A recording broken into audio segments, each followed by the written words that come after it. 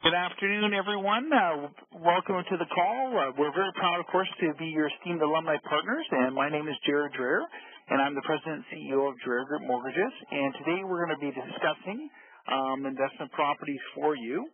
And so let's get started, and of course, at the end of the slides, if we have any time, I can answer any questions for you, and if you could post any of your questions in the chat box. So once again, if you could post any of your questions in your chat box, and otherwise, you can simply respond to the reminder email we sent out this morning with the links, and then we'll be more than happy to help you.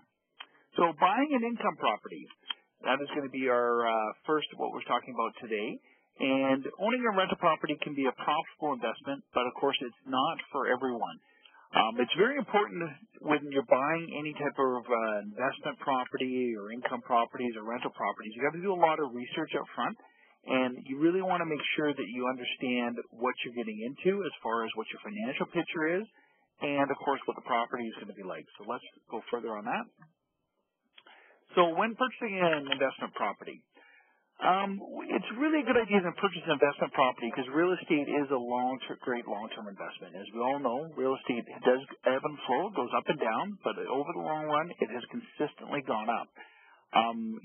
The other thing is monthly income, and I think that's the key reason why you want to look at purchasing an investment property is that you want to, if you don't have any pension plan or any, your work hasn't got related or you haven't potentially saved up enough money in RSP, it's a great investment that in 20 years, if you can pay off the mortgage, you now have income that can support your retirement. So you got to look at that way that it's a very good avenue to provide monthly income to support your retirement down the road or to support your lifestyle. In addition, if you are in a position where you have a lot of high taxes you pay, there can be some very good taxable deductible expenses that you can go against your personal income. So it makes it very, good on both sides there for you. What should you consider when you're purchasing a rental property? As always, there are the things I should discuss with my accountant. Absolutely. I think that's one of the key things that you need to look at. Is you need to look at when you are purchasing an investment or rental property, you do need a good chartered, like your CPA, I guess accountant they call themselves now, to work with. That way you can, of course, one, maximize your deductions that you need and also know what you can deduct and what you can't deduct towards your rental property. And obviously there's going to be different tax savings or tax incentives, and the accountant can advise you on that. Another question is about what are the market conditions or overall conditions for the area. And I think when you're purchasing any type of rental or investment property, you got to look at not only what is the current situation of the investment property, like where it's located, but is there any future plans for that area? And I think it's a good idea to go to any of the city halls because most city halls or municipalities or anything will have at least a 5 to 10 year plan or even sometimes 20 years of where that area, where they want the growth to happen.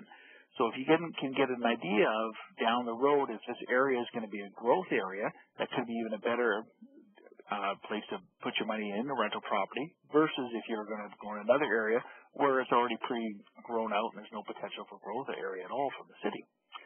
The other key things, of course, are what are rents like in the area. You want to make sure that, you're in an area that does generate good revenue.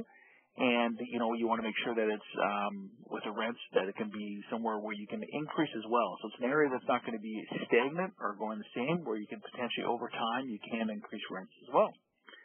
And, with generating how much income can this property generate, you want to really make sure that you're generating enough income to cover your mortgage payment, plus, your taxes, fees, and everything of that nature. So you got to really make sure that you crunch the numbers properly to make sure that you have generated enough income and rent to cover off your expenditures. And the other thing to research is what the vacancy rates are in that particular area. And it's really key because, of course, the vacancy rates will determine what your rental income will be.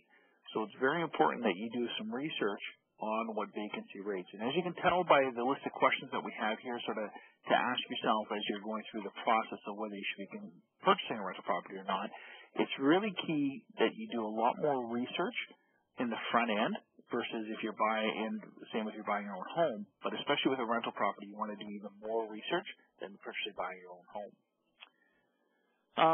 So one of the key things is how much will it cost to maintain the property? Well, mortgage payments are, of course, number one with it. Property taxes are number two, maintenance fees, and upkeep costs. And, of course, those can be variants, and it depends. Maintenance fees are only apply if you're purchasing a townhome or a condominium. But if you're purchasing a freehold property, you've got to make sure what the upkeep costs are going to be. So whether you have a management structure in place or you have someone looking after for landscaping, gardening, so you got to look at all those different expenses, and that cuts back into our next question: do you have cash for those unforeseen expenses? Because one of the things is we all know if you're buying any type of property, and even in your own personal home, there's a lot more expenses that go along with owning a property. And so, and same with if you're buying an investment property, you have to make sure that you have cash flow set aside, or you have the ability set aside, so that when things come up, such as, the washing machine needs to be fixed or the fridge breaks down, you as the landlord are going to be responsible from the tenant to replace those items. So you got to make sure that you have the funds available to do it. Which of course comes back into, are you ready to be a landlord? Or do you want a management company to handle your day-to-day issues? And there's two ways of looking at that. You can do it directly. Some people do enjoy being a landlord, and they can talk to their tenants, do all the interview process, get everything set up for them, collect all the checks. If there's problems with the checks, they contact the tenant to make sure it's there. If issues come up, they go deal with the issues themselves. They hire directly their own service people, such as an electrician or, plumber or anything of that nature. And other people look towards a management company. And what a management company will do is they will charge a fee, and usually it's a percentage of your monthly rent, and then they will look after all those costs for you. Now, the key thing is what they will do is they just look after managing the costs for you. You're still, even if you have a management company, you're still 100% responsible for, of course, all the issues that come up. So if there are any, such as the fridge, your washer or dryer again, you are still responsible for paying those fees and structures, even if you are working with a management company. Is there a cap on the amount of properties you're allowed? Different lenders have that situation where there is now definitely a cap with certain ones. And so, again, it depends on your own individual portfolio when you look at that part. And will the purchase of a rental property affect future borrowing? The question about that is, yes, it will affect future borrowing. Any time that actually you borrow any type of credit will affect your future borrowing power, whether it's, purchasing another rental property or purchasing a car loan or even any type of line of credit you secure. Any type of credit that you get does affect your future borrowing power. So it's really critical that when you are looking at an investment rental property, you do have your financial sort of house in order, meaning that you don't have a lot of accumulated debt, and you have the ability to, of course, make sure that you can make all your payments for you that way. So investor profile, what does that look like? Investor profile is simply a landlord or investor is their stable employment income. They want a strong credit history, and they want more of a down payment, which is 25 to 35% down payment is required. And we do have some lenders that do require even 20% down payment. So I'm just making, and so some lenders have a minimum net worth requirement as well, and there is usually an appraisal that is required. And some lenders do charge a higher rate than owner-occupied homes, and of course that's where we come into play, so we can help you shop the mortgage market when you are purchasing any type of rental investment property to make sure that you get the most amount of the best interest rate possible for you. Great. And we're going to the next slide here. So, approved rental property types. So these are the different types that are approved to purchase an investment property. Of course, you have what's called your single-family dwelling, which is your standard home on a lot. You have townhomes, which are attached. You have condominiums. There's duplexes, which are side-by-side homes. Triplexes, which of course have 3 homes put into one. And fourplexes, which is usually an up or down type of situation. And it's a duplex where there's basically 2 suites on the bottom and 2 suites up, and that's what they call a fourplex. So most lenders will allow an applicant to hold a maximum of 4 rental properties. And basically, it's all based on, of course, your qualifications for that, which is what your income and your credit history is. And anything over 4 rental properties, what happens now is you become a commercial business. And as soon as you get over that 4 rental property mark, it gets really a different sort of ball game that the lenders look at and everything for you. They're really a commercial enterprise right now, and so it's a lot more difficult for mortgage financing and a lot more paperwork involved for it. So we'll just stick to if you're purchasing under 4 rental properties at this time. So as we mentioned with down payment, most lenders require 25 to 35% down payment. And if between 20 and 25%, the mortgage will need to be insured for default with one of the insurance companies, and that is either Canadian Mortgage and Housing Corporation, Genworth, or Canada Guarantee, and a premium will be added to the mortgage. And of course, that varies from lender to lender as well. So part of the reason what we do is we shop around to make sure which lender requires that and which lender doesn't. Down payment cannot be from any borrowed or gifted funds. When you're purchasing your own property as a principal residence, you can use borrowed or gifted funds, but when you are purchasing a rental investment property, the down payment must be from your own savings. And of course, you must provide proof of that down payment by providing a 30 to 90-day account history of where that down payment funds have resided in. So it's very critical that you make sure you have the funds available for your down payment. Rental income. Full rental income is, as most people would think it would be used, it is actually not used for qualifying. Banks, non-banks, lenders, and Canadians all have different policies and formulas for calculating allowable rental income. And how we do that is they've all changed their policies and guidelines since 2008 on how they look at rental income as being used. So what we do is we try and make sure that we are going to match lenders that can maximize based on their qualifications and maximize what rental income can be used. And the income that can be supported to show what rental income is basically, when we use rental income, is market assessment by an appraiser. So an independent appraiser will go out, not only look at the value of company or the appraisal, they'll also look at what the market assessment value is going to be for it. Secondary, if there are lease agreements in place, we can use those lease agreements, right? Or if you're going to be renting it out, then we can also use what the lease agreement is going to be. And if you have an existing rental, we get your T1 general. So anytime, of course, that you are collecting rental income, you will be declaring that rental income to CRA, and of course, we'll declare on your T1 generals, so we'll be able to use that for income as well.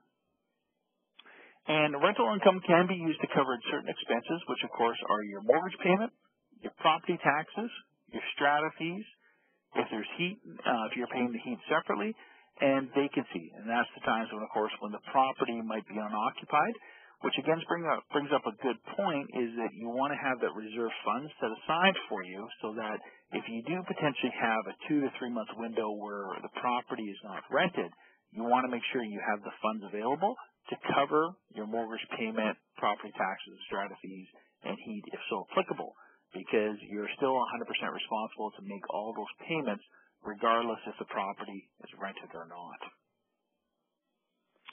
Income verification. Standard verification of income is required when purchasing a rental property, and it's a minimum of 3 years of stable employment and income is what they're looking for.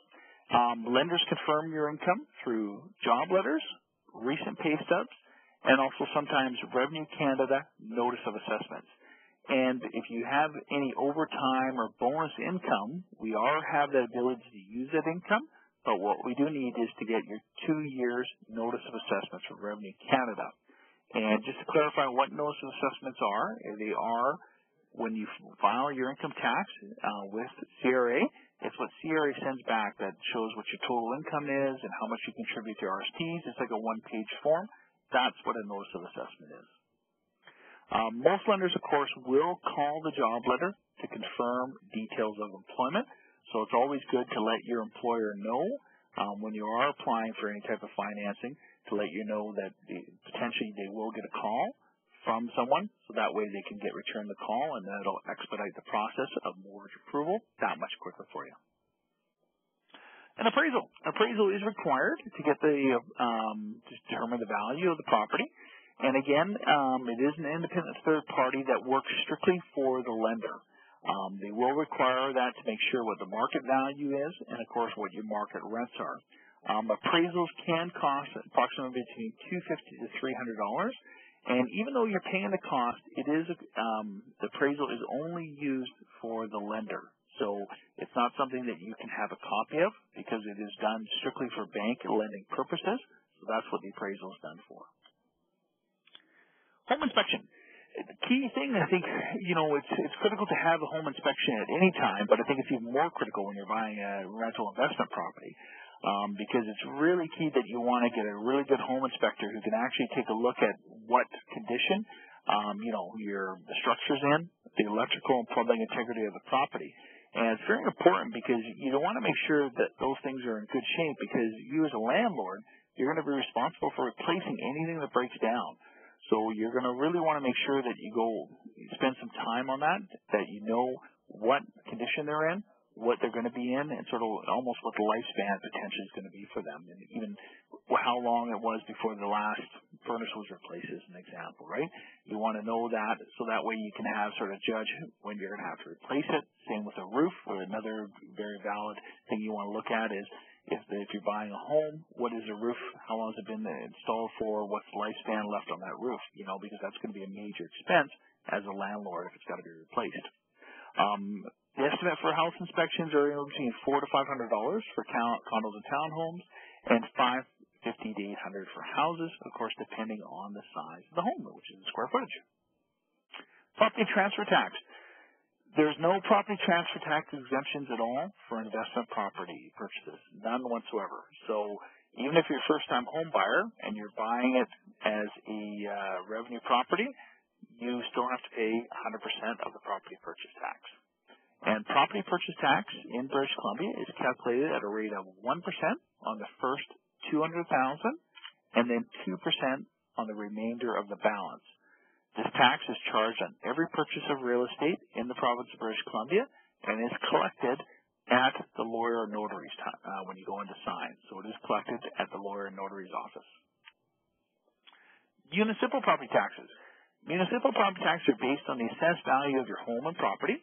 Rental properties do not benefit from the $570 annual homeowners grant, so you do pay the full property tax amount.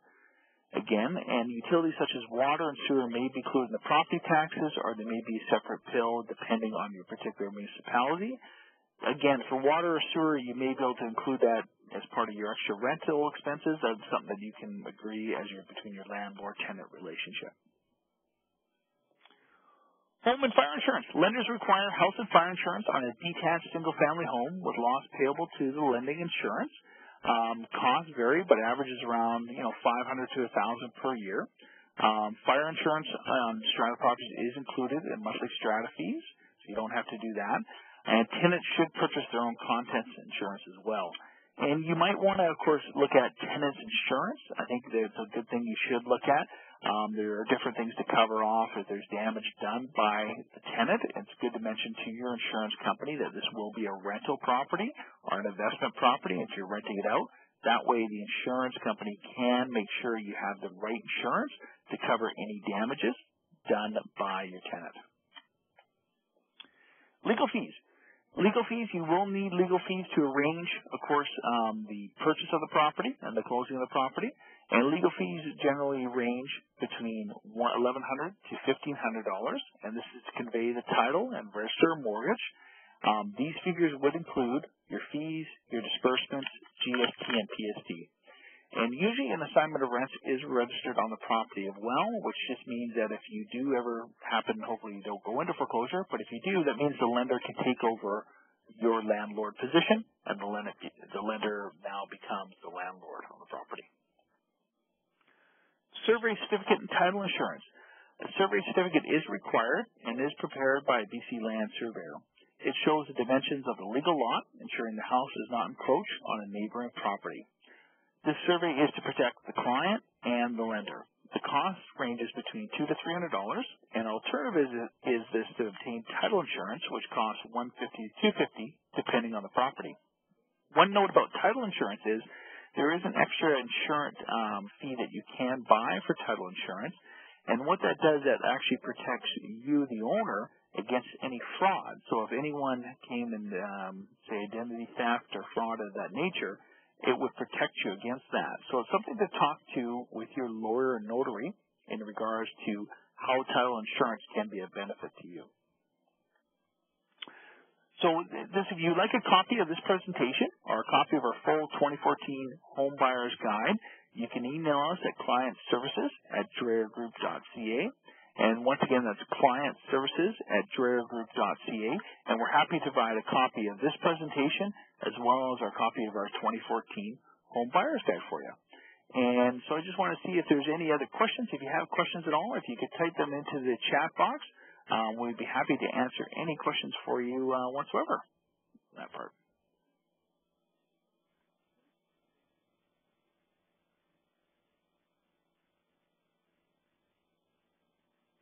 And there's a couple questions here.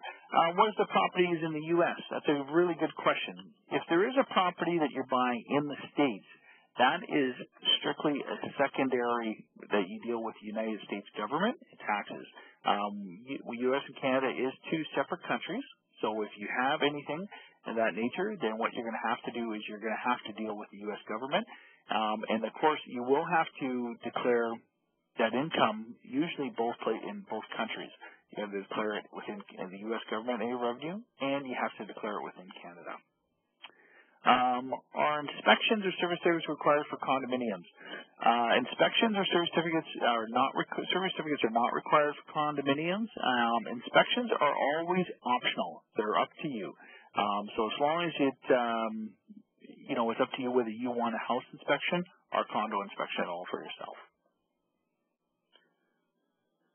And next question is, what would be a good tool to find out the market rent and vacancies for a certain neighborhood? At this point in time, I don't know if there's any public websites on that.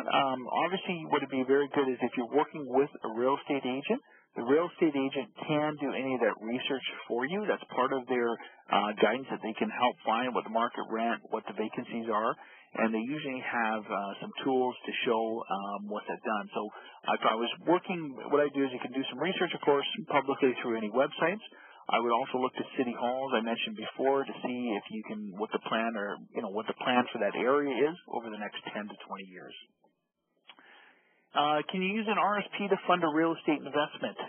You cannot. You can sometimes use an RSP through limited partnerships, but not as a direct investment property. And you definitely want to talk to your financial advisor before withdrawing any RSPs at all out for you. Will there be any issues if you buy a property as a first-time home buyer and then after a year or two it becomes an income property? There is no issue that way as long as you're buying, as long as you want to live in that property within, as soon as you declare it, you live within usually a year to 2 years. If you decide after that 2 years time frame that you want to move out, there usually is not an issue on that. You just got to make sure you're responsible for making all the mortgage payments that way. When looking at buying a property to rent out to our kids and let them graduate buy back, are there any specials we should be aware of? There is no issues at all. You just have to make sure your qualifications are there, so you qualify to purchase it.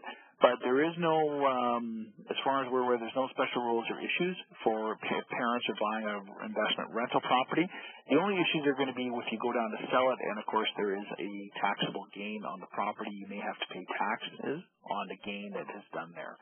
So I guess the question would be is if the value goes up 5 years from now and you sell the property, you will potentially have some tax gain advantages there. And we always recommend to talk to your accountant and to work with an accountant. It's very paramount that when you are looking at any rental investment properties that you need to work with professionals who know the rules and guidelines for you. And what area do you suggest to purchase a condo in the GDR Lower Mainland? Well, that's a great question, and of course, it was related to condos, whether it's 1 or 2 bedroom. It really depends on what you're looking for in a condominium. I think at this point in time, you want to look at for 2 things. Number one is what growth areas in the Lower Mainland are going to continue to grow. So where is the population coming to? Whether they're still coming into downtown Vancouver or they're coming into Surrey or Langley. And again, I think also too, you want to look at if you're purchasing it, what's going to be your rentals in there, right? So if you can cover off your rental income to cover off your mortgage payments, or there's going to be high rents and there's still a lot of population coming in, that's the areas I would be looking at purchasing condos in. because you want the areas that where population are coming in and they're going to continue to drive in, which is going to increase the rents for you. So it's very important that you look at what the long-term, area conditions are going to be for growth in those areas, and that would be a look at.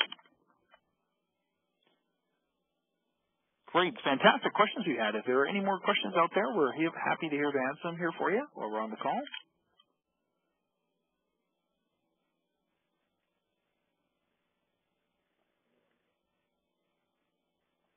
And is the interest rate on mortgage on investment properties usually higher than the most for personal use properties?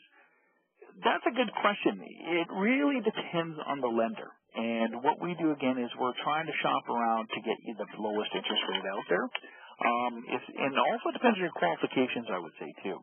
So there's two factors to that. And I think if you're going to be paying any type of a higher interest rate, it's usually anywhere from 0.25 to 0.50 higher. And that's strictly based on your qualifications and also what type of property it is. But again, we're trying to, of course, work hard for you to make sure that you get the lowest interest rate available based on your qualifications.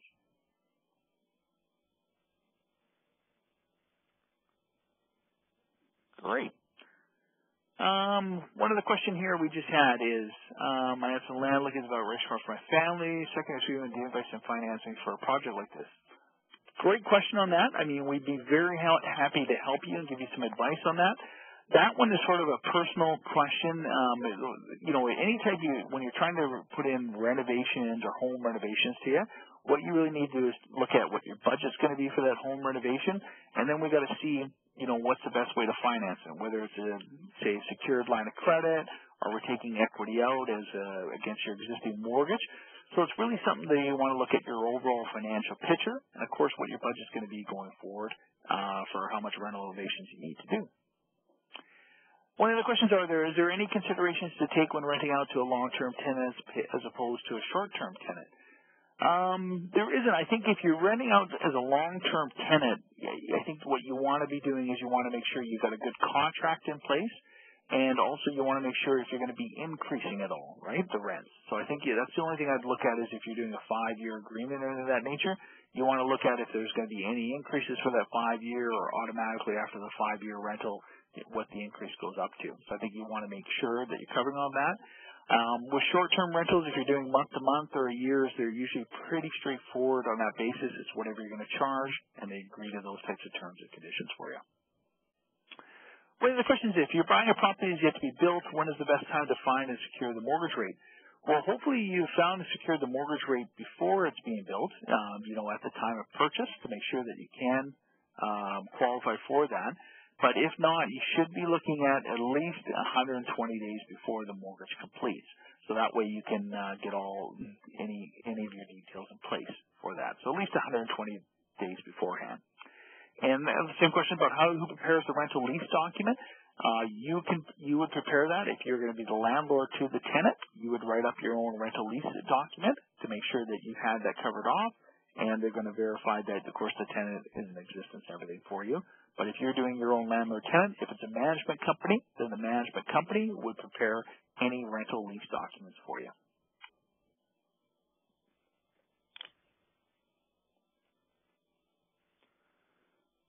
Great. And that looks like all of our questions at this time. And I just want to thank everyone for coming on the call today. And, of course, as an alumni, we're very happy to offer benefits to each of your alumni as a guaranteed best rate and free appraisals and a free legal credit. And, of course, the most important reason for us is that every portion of every mortgage goes back to helping future graduates and alumni service and program. So if you'd like to reserve your best mortgage rate and lock that in for 120 days after this presentation is over, or you'd like to speak to us, you'll automatically be directed to our 30-second quick application. Complete that, and one of our mortgage professionals will contact you shortly. Again, I want to thank you very much, everyone, for coming on the call, and I hope you have really enjoyed the session today. Have a great afternoon, and thank you very much.